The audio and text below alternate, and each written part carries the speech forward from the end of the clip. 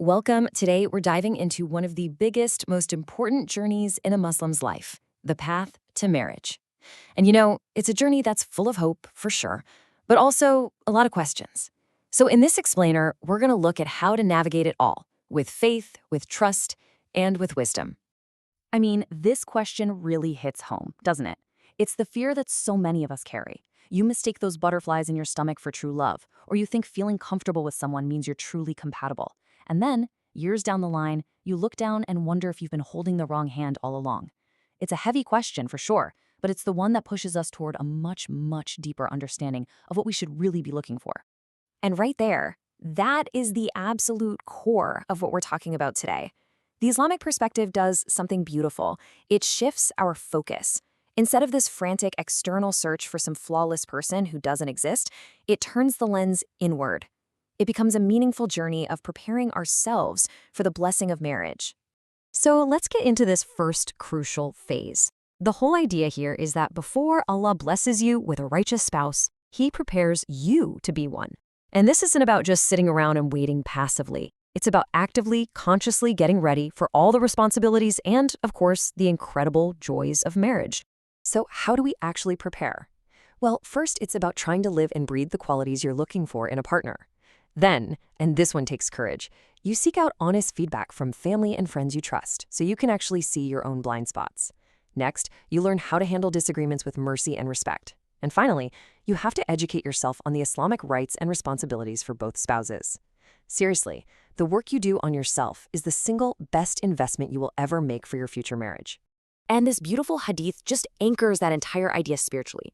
It directly connects the strength of our faith, our iman, to our character. It's a powerful reminder that becoming a better person, a better partner, is in its essence an act of worship. Okay, so you're working on yourself, you're putting in the effort, but then what? How do you get that spiritual clarity when you actually meet someone? Let's explore the powerful tools Allah has given us for guidance. So many of us have heard of istikhara, the prayer for guidance, but it's not some magic spell or a crystal ball. It's actually a profound, incredibly humble prayer. You're basically turning to Allah and saying, "Oh Allah, I'm using my own very limited knowledge here, so please guide me with your infinite knowledge. If this person is good for me, make it easy. And if they're not, please just turn it away from me." And this right here illustrates a huge misconception. We often expect some dramatic dream or a flashing neon sign from the heavens. But the reality? It's often so much gentler, so much more subtle. The real sign of a successful istihara isn't always some big external event.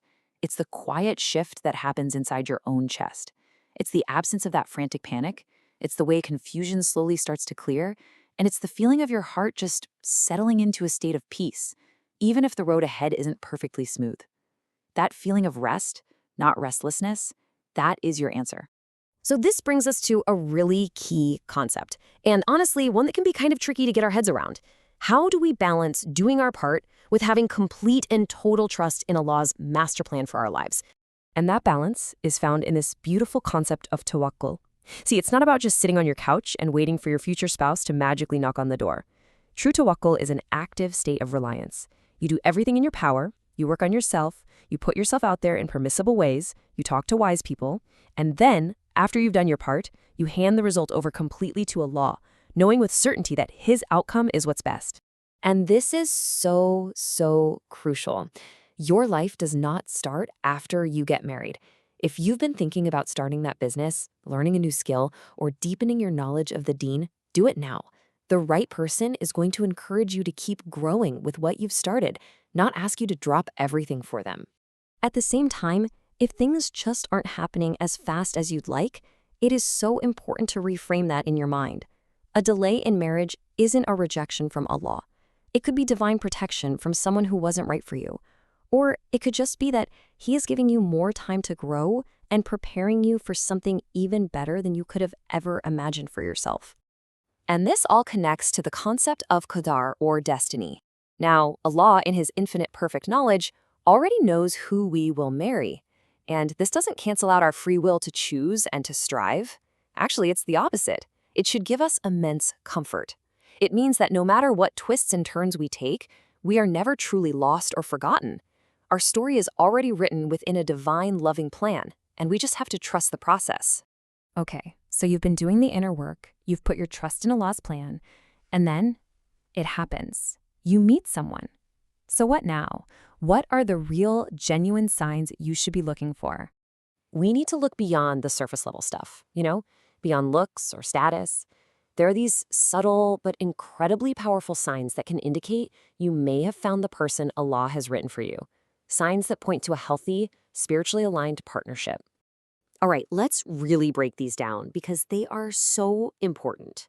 First, when you see their flaws, and everyone has them, what is your gut reaction?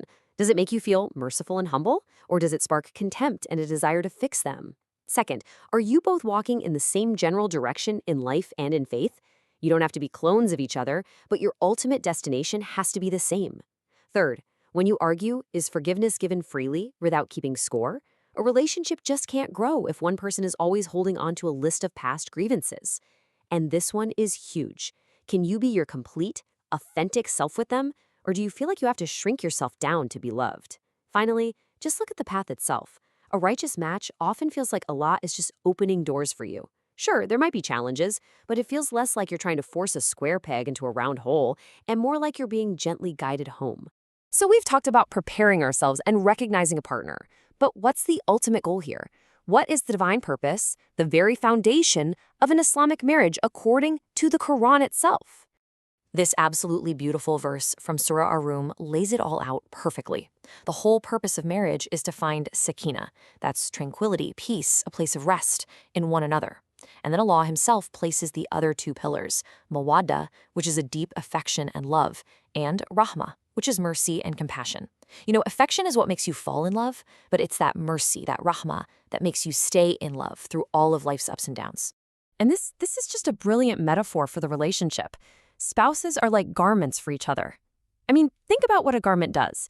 It protects you, it conceals your faults from the public eye, it gives you comfort and warmth, and it beautifies you.